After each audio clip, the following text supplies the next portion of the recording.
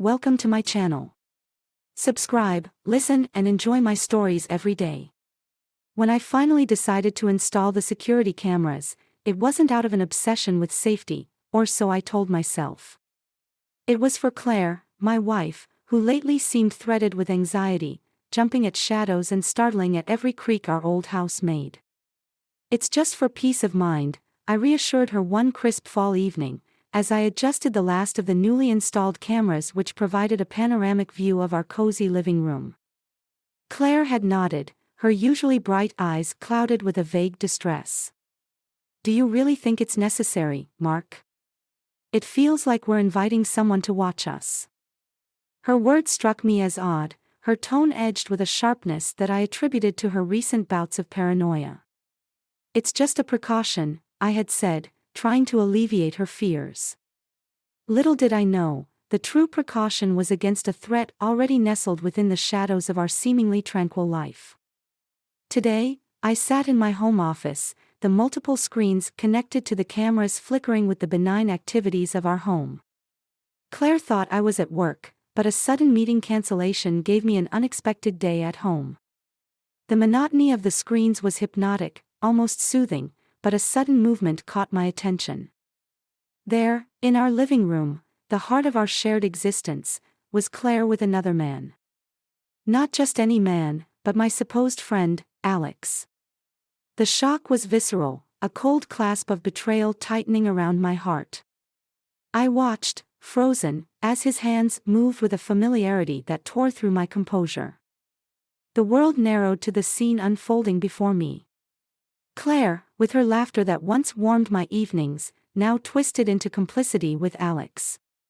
His touch was bold, confident, as if he had every right to be there, in the intimacy of our home, in the sanctity of our marriage. A part of me wanted to storm downstairs, to shatter their betrayal with the reality of my presence. But something held me back, the cold, calculating part of my mind that whispered of gathering evidence, of plotting a revenge as meticulous as it was deserved. For now, I watched, recording every false laugh, every traitorous caress. My mind raced, thoughts dark and turbulent. I had loved her, had trusted her, and yet here she was, rendering our vows null with each lingering touch. By the time they noticed the camera, it was too late. Claire's eyes met mine through the lens, a flicker of terror replacing the earlier satisfaction. Alex, the coward, couldn't even face the camera, his guilt manifesting in the hunch of his shoulders as he muttered something to Claire and left hurriedly through the back. Claire stood there, alone, her face a canvas of fear and confusion. Then, she moved towards the camera, her steps hesitant. "Mark," she called out, her voice trembling. "Are you there? Mark, we need to talk." I leaned forward, my hands clenched into fists. "Yes, Claire," I replied, my voice eerily calm through the intercom. "We certainly do." As I ended the transmission, my mind was already spinning with possibilities. Revenge, cold and calculated, awaited. But first, I needed to confront her, to hear her lies, to watch her crumble. This was just the beginning, and the cameras, my unwitting allies, had given me more than just security.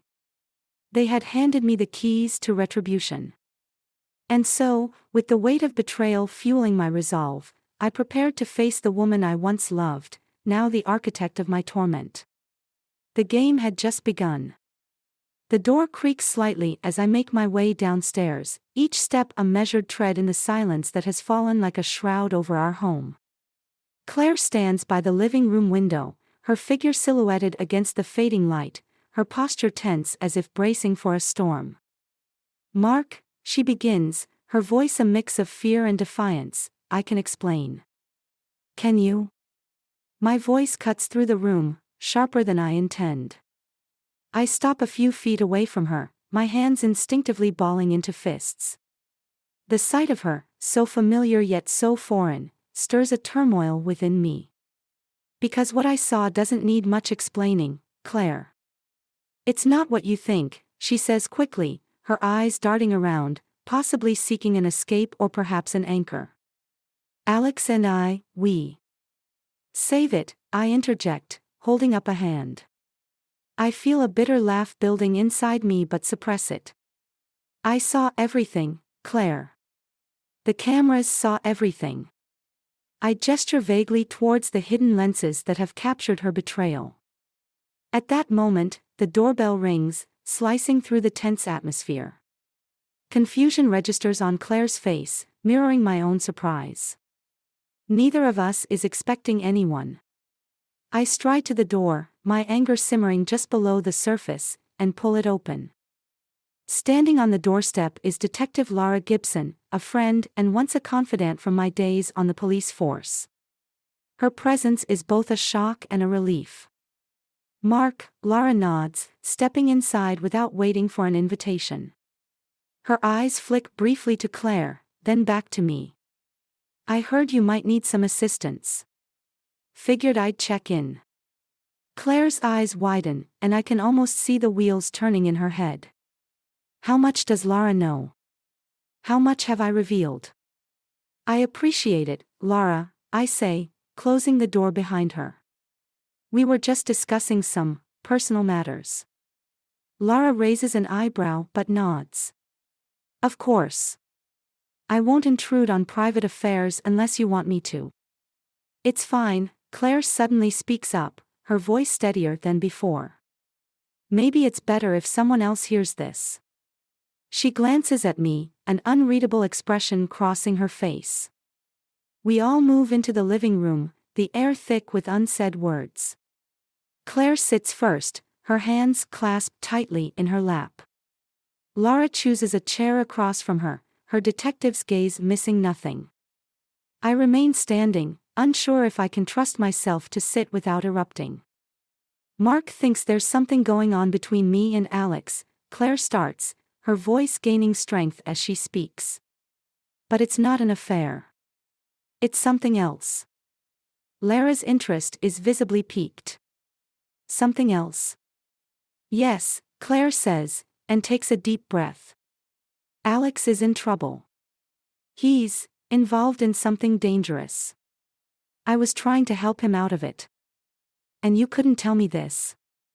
My voice is low, a mix of hurt and anger bleeding through. "I wanted to," Claire insists, her eyes meeting mine, pleading for understanding. "But the people Alex is involved with, they're dangerous, Mark. I didn't want to drag you into this." Laura leans forward, her demeanor shifting into full detective mode. "What kind of trouble? Are we talking about criminal activities?"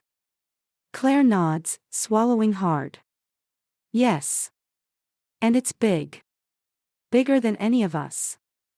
I think they might be watching him, watching us." I pause, processing this. My initial urge for revenge is now tangled with concern for Claire and the safety of our home. "And the cameras?" I ask, my suspicion hard to mask. Claire's gaze falters. "I was scared, Mark. Not of being watched by you but by them." Laura stands abruptly, her decision made. "I think you need more than just surveillance cameras, Mark. You need protection, and you need to get to the bottom of this. If what Claire is saying is true, then this is just the beginning." As Laura outlines a plan, involving more of our old contacts from the force and possibly some undercover work, I find myself torn. My betrayal, so palpable moments ago, now competes with a larger threat, one that could endanger more than just my marriage. I look at Claire, her face shadowed by the evening light, and realize our troubles are far from over. They have just begun. The next morning dawns gray and overcast, matching the mood inside our home. Claire has barely slept, her eyes shadowed and wary as she prepares coffee in the silence of our kitchen. I stand at the doorway, watching her move with a mechanical precision, wondering how much of our life together has been an act. Laura arrives promptly at 8, her demeanor all business as she steps through the door, a briefcase in hand. "I've made some calls," she announces without preamble. "We're meeting with a contact of mine who might shed some light on Alex's situation." Claire flinches at Alex's name, her hands tightening around the coffee mug. "What kind of contact?" she asks, her voice tinged with fear.